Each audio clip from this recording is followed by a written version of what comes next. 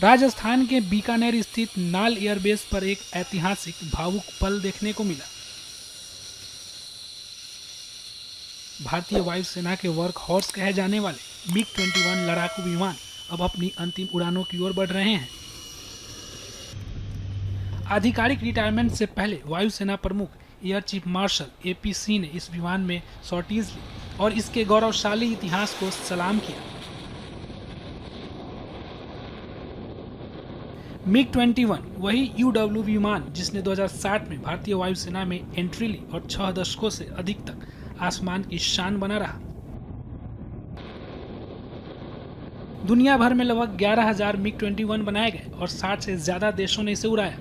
Air chief marshal AP Singh ने कहा कि MiG-21 बेहद चुस्त, फुर्तीला और सरल डिजाइन वाला विमान था। 1985 में उन्होंने पहली बार तेजपुर में इस विमान को उड़ाया था। उनका कहना है कि मैक्स रिहीट पर MiG-21 200 से 250 मीटर प्रति सेकेंड की दर से चढ़ सकता है। यही वजह है कि इसे उड़ाने वाले हर पायलट के दिल में इसका खास स्थान है।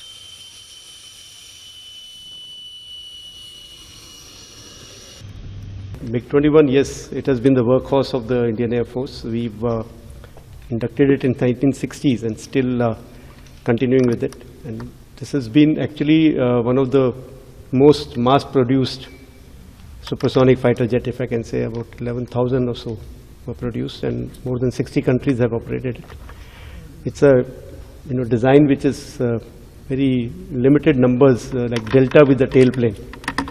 And we've used it for our training after the initial conversion means after getting commissioned to conversion onto fighters. So my first experience was in 1985 when I got immediately after conversion I went to Tezpur and we flew that time called the Type 77, one of the MiG-21s.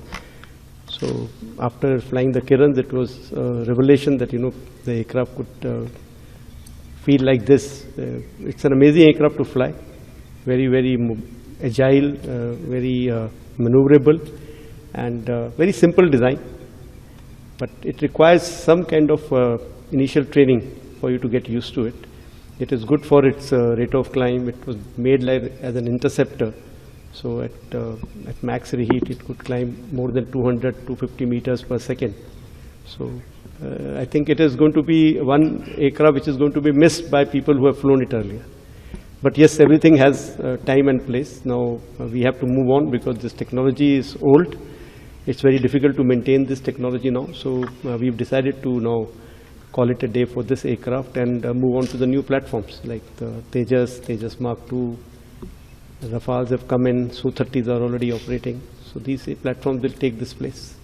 You've been closely associated with Tejas, and Tejas is going to replace it.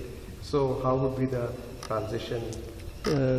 Tejas was actually designed as a MiG-21 replacement.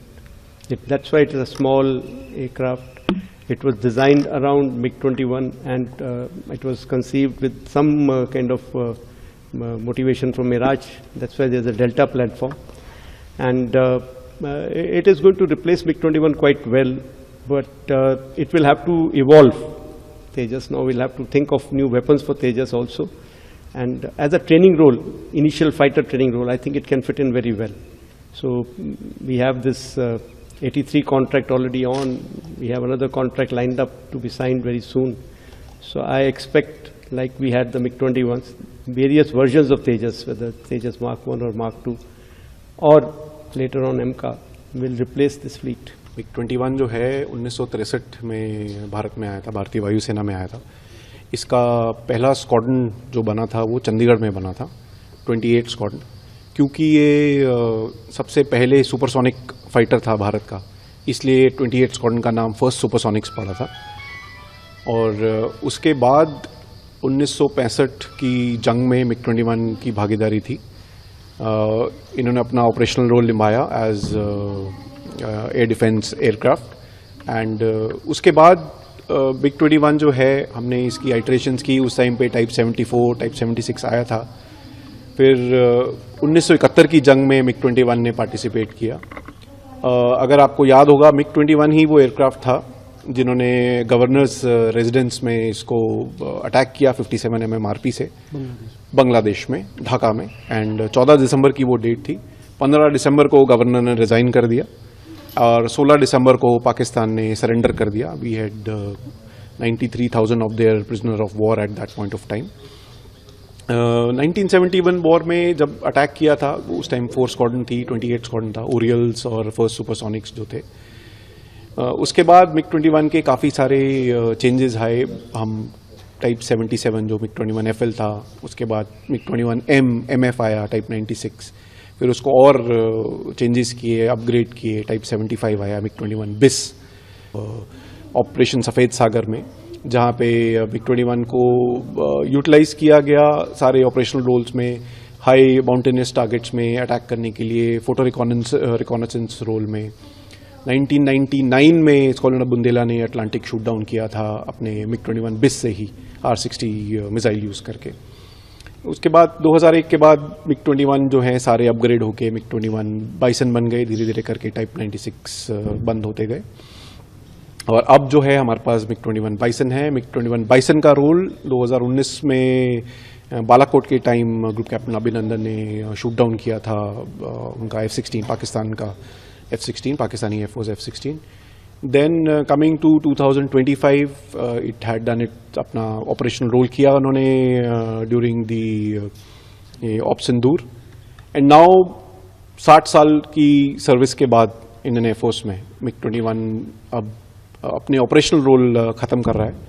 इसका चंडीगढ़ में इसका last flying होगा 26 सितंबर को। And this concludes the journey, 60-year long journey with Indian Air Force. आपने भी क्योंकि इस पे फ्लाइट हुई है, अगर इसके ऑपरेशनल सिग्निफिकेंस के बारे में अगर आप कुछ बताएं, अभी के जो भी मौजूदा इसके जो समकक्ष के जो प्लेन्स हैं, जो फाइटर प्लेन्स हैं। सी MiG-21 जब आया था, दिस वाज एक हाई स्पीड सुपरसोनिक इंटरसेप्टर था। इनफैक्ट जब MiG-21 आया था तो लोग प्रेशर सूट के साथ फ्लाई करते थे। रशिया ने इसको डिज़ाइन किया था B-52 बॉम्बर्स को शूट करने के लिए, बट इंडियन एयरफोर्स में इसको यूटिलाइज किया ग्राउंड अटैक रोल के लिए भी।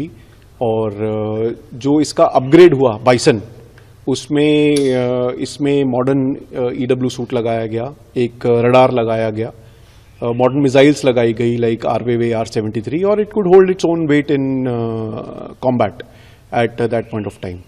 Just that it is still a very potent fighter, but now it's time for making space for a new generation of aircraft.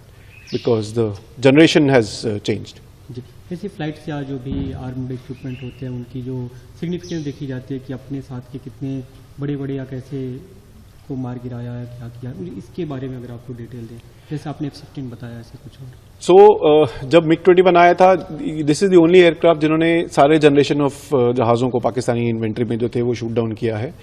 And जब ये आया था उस टाइम पे पाकिस्तान एयरफोर्स के पास F-104 जहाज़ थे, which was their supersonic aircraft. उसके जवाब में बैलेंस करने के लिए MiG-21 आया था।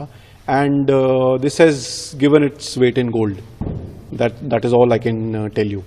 And it is still contemporary, but now it's time to say goodbye to this mean machine. लेकिन अब समय नई तकनीक को अपनाने का है। वायुसेना प्रमुख ने साफ कहा कि MiG-21 की तकनीक पुरानी हो चुकी है और इसका मेंटेनेंस मुश्किल होता जा रहा है। इसलिए अब भारतीय वायुसेना आगे बढ़ रही है तेजस MK2, राफेल, सुखोई 30 जैसे आधुनिक विमानों की ओर। MiG-21 अब इतिहास का हिस्सा बन जाएगा, लेकिन उसकी गूंज भारतीय आसमान में हर हिंदुस्तानी के दिल में हमेशा सुनाई देगी।